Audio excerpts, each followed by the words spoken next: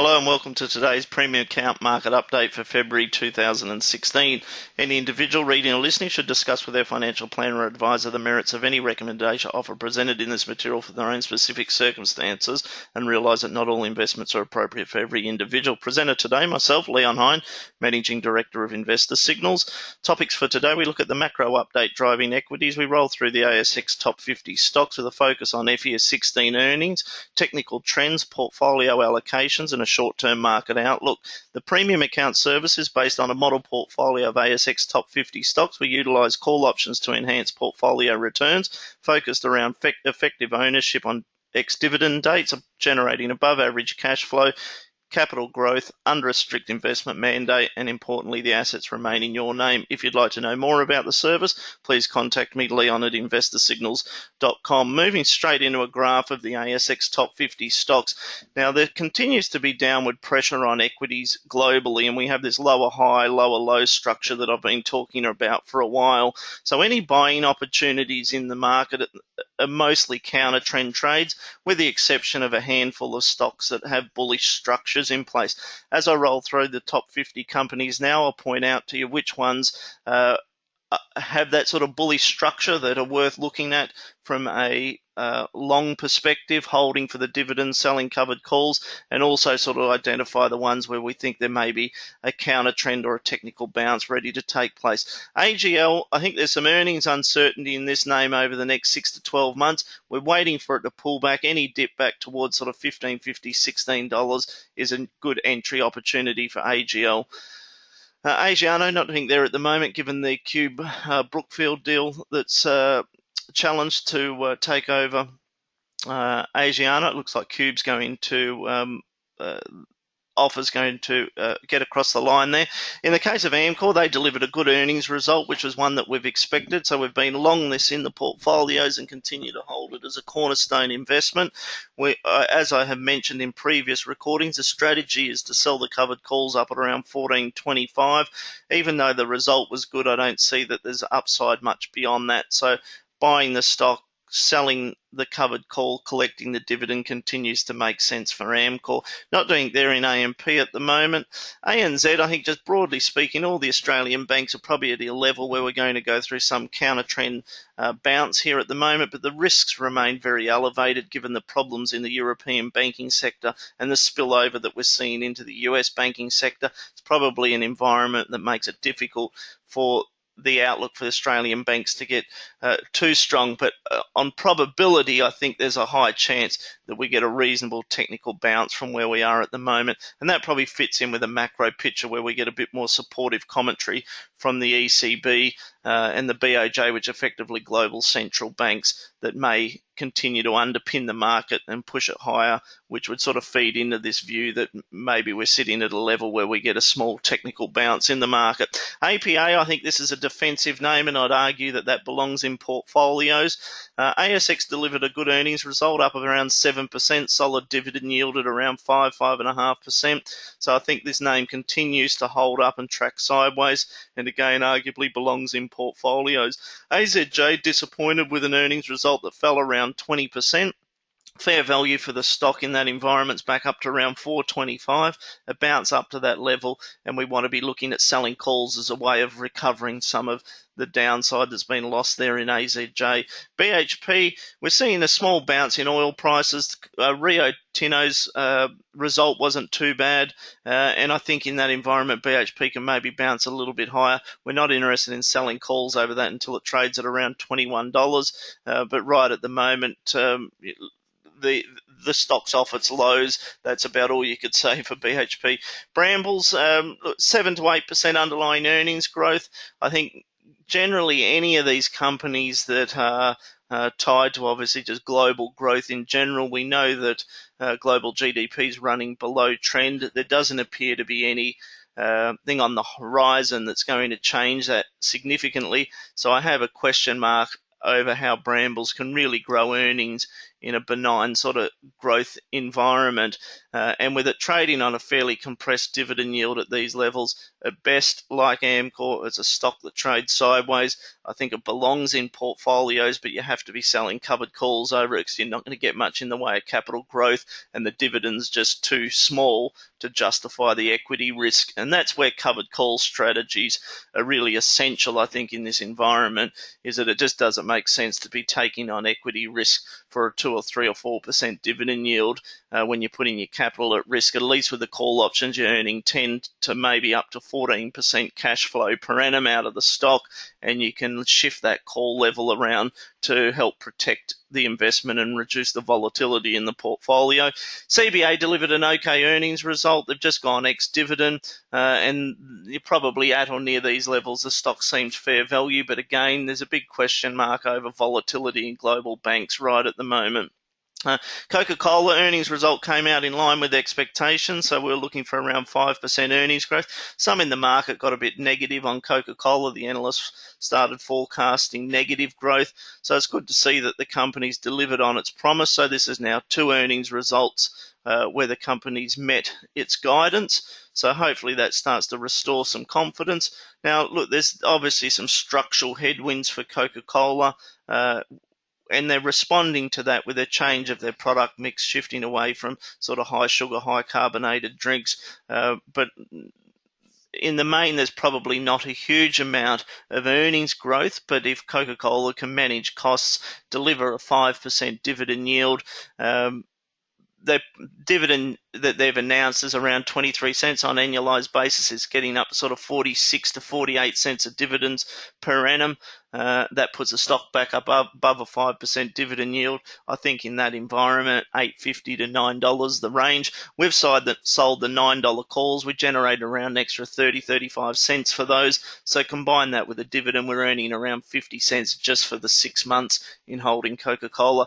Computershare, I was wary of this one, and the earnings result disappointed. So we're aggressive with the covered call strategy, driving income out of Computershare prior to the result. I think at best it bounces back to around $10.50 in a good environment, and again, you'd want to be pretty aggressive with selling calls at that level and driving the cash flow.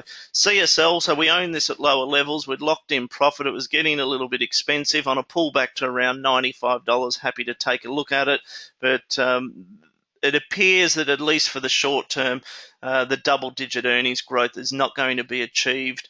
The company's still buying back shares, so it underpins the share price, and arguably it's still a buy on the dip. So on this sell-off back into sort of mid-90 range, I'd be a buyer of CSL again. I think that's a fit for portfolios even in a volatile environment.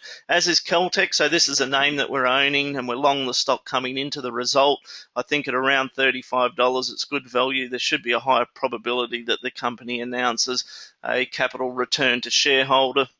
And I think in that environment, the stock could trade back up to around $38. So it's one of those few companies at the moment that's trending in the right direction. Crown, we're not doing there at the moment, nor in Dexus, nor in Goodman Group. GPT within the property space, we continue to like this, but it's getting very expensive at these levels. If we do own it, we're selling covered calls over it. We don't see any more upside from where it is at the moment. IAG, so we've been fairly aggressive with the covered calls here, driving income out of this over the last 6 months or so, and continue to sort of think around 550 is about full value for IAG. IPL, we owned it at lower levels. We'd taken profit. I think the pressure's still to the downside, albeit it's very oversold. James Hardie, we're not doing here at the moment. It appears to be having a bit of a technical bounce from a relatively sort of new sort of changing trend from it being in a structural uptrend, starting to move into a little bit of a structural downtrend. So a little bit wary of it. And we're actually just sort of starting to see the early stages of maybe some increased selling pressure creeping in to James Hardie at the moment. Lendlease delivered a good earnings result, so double-digit earnings growth here. So again, a name that the market got pretty negative on. I've been fairly optimistic towards Lendlease. I think the stock's probably worth closer to around $14.50, but given the environment that we're in at the moment, where even companies that are performing well are not really getting that rewarded given uncertainty over the economic outlook, I think in that environment, any push higher in Lend-Lease up to around 14.50 is an opportunity to sell covered calls. Nothing there in Mirvac at the moment. MPL, again, is one of the very few stocks that have a bullish structure in place, and we've been aggressive buyers of Medibank coming into the upcoming earnings result. We did own it at lower levels. We'd taken profit last time at around this 250 level. When it pulled back, we've bought in again. In some cases, we've just simply locked in the profit at around this 250 level, but I am inclined to think that the earnings result pushes the stock up to about 260, but I don't see much more upside than that, so you need to be selling covered calls or taking profit at or near that level. Macquarie Group's had a heavy sell-off in line with the problems in the global banking sector. The company's indicated that the second half profit's not going to be the same as the first half. So in saying that, one would think that somewhere around this $60 level, the stock looks okay value, but it is a little bit of a case of trying to catch a falling knife there at the moment. NAB seems to have delivered an okay earnings result. We've seen the spin-off of the Clydesdale Bank in the UK, but the structure's still down, so any purchase in these banks is a counter trend trade simply on the basis that we get a little bit of momentum to the upside.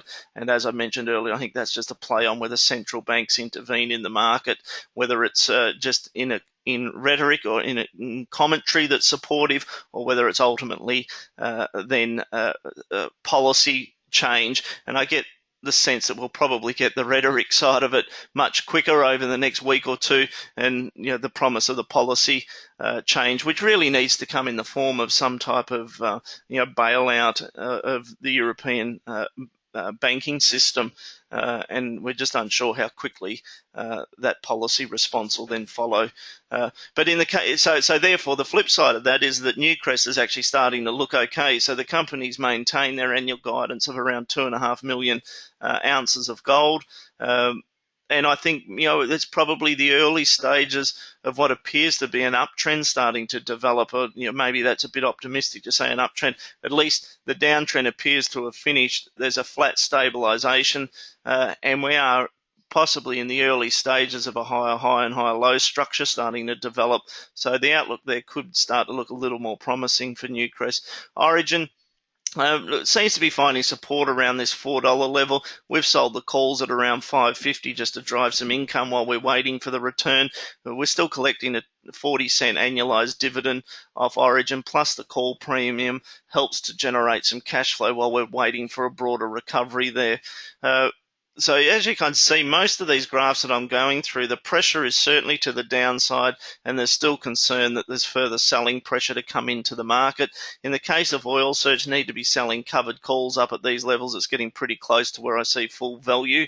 QBE, so this is hard for QBE to perform well in an environment where we have very low yields in the US. And we've seen the 10-year Treasury yields in the US fall back to around 1.7%. So in that environment, I think QBE's probably trades at around sort of that 10.50 level. And again, you want to be selling covered calls to drive income out of it.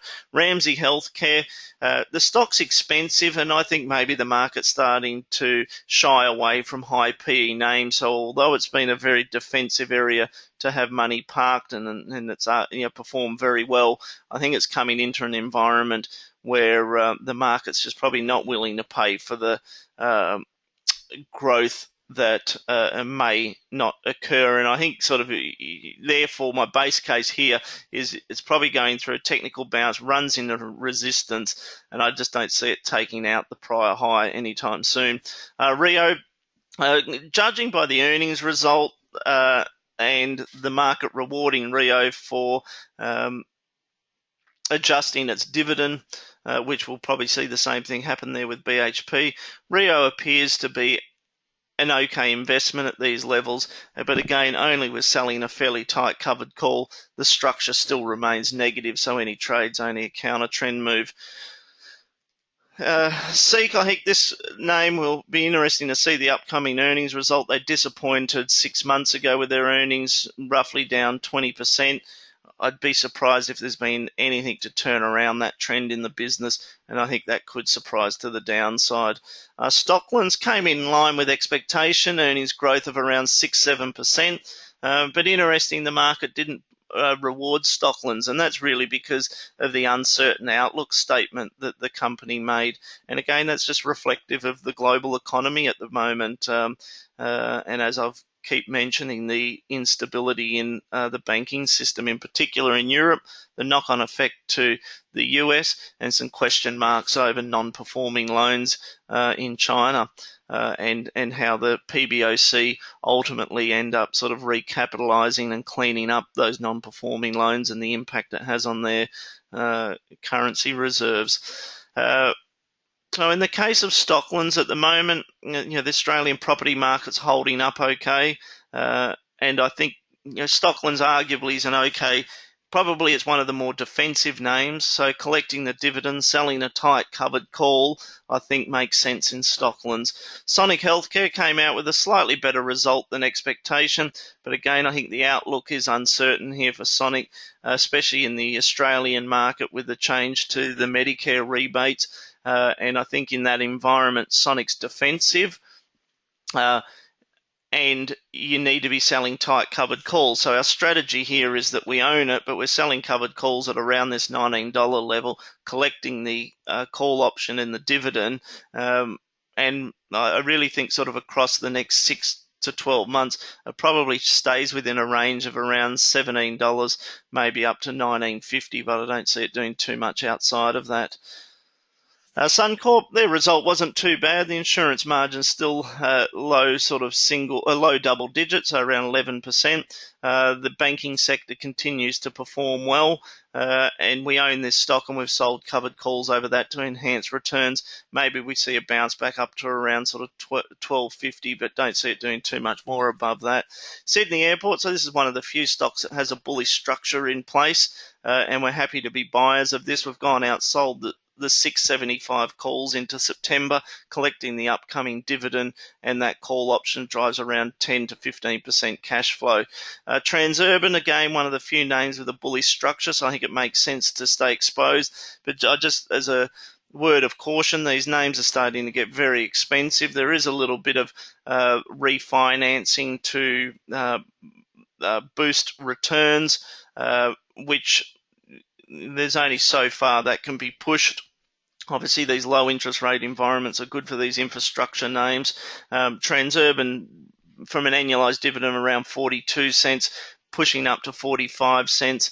Going out another 12, 18 months, we could see that annualized dividend up around 48 to 50 cents. So, if we see that, then, the stock has the potential to trade into sort of that $11, $11.50 range.